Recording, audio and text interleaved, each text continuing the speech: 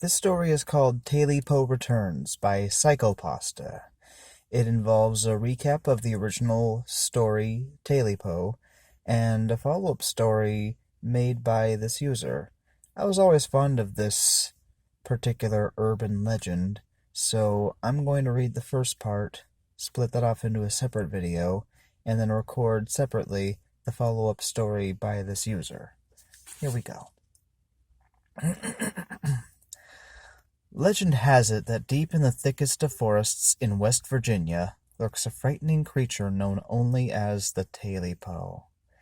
Folklore says that it is a large, cat-like creature with long, sharp claws, fangs like a vampire, and a long, thick tail. I remember being just a boy when I first heard this tale.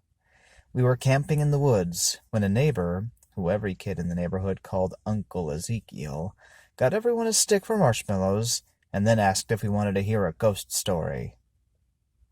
Ezekiel was in his late 80s then, and he could spin a tale like no one else. So, as our marshmallows turned golden brown, we learned this mountain legend, hanging on to his every detail. It was a harsh winter in the mountain state, when a hermit living deep in the woods with his 3 dogs awoke with a loud grumbling in his belly. He was hungry, and knew his dogs were hungry too. The cold temperatures and deep snow made fetching dinner difficult. He went out in the woods for several hours, but never saw a set of tracks or a critter astir. Downhearted and cold, he headed home empty-handed. The old hermit stoked the fire, and sat down in a rickety old rocking chair to get warm. Just as his fingers began to thaw, he heard a strange sound. Thinking it must be his hungry stomach, he continued rubbing his hands over the fire. Again he heard the noise, but this time his dogs began to whimper.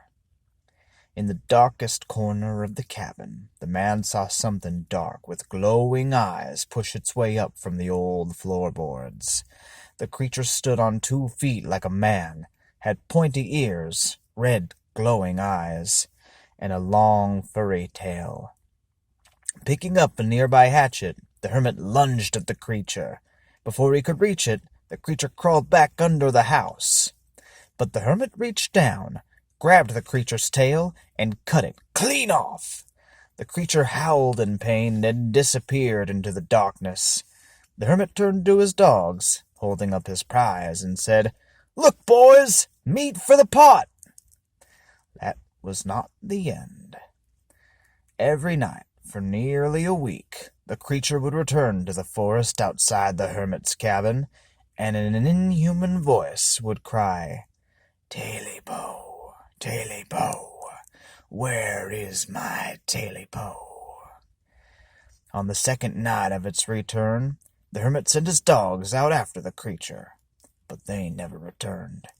Despite the fact that the creature kept returning, the hermit fell into an uneasy sleep. Just as the sun began to rise, the hermit woke up to find the creature standing over his bed.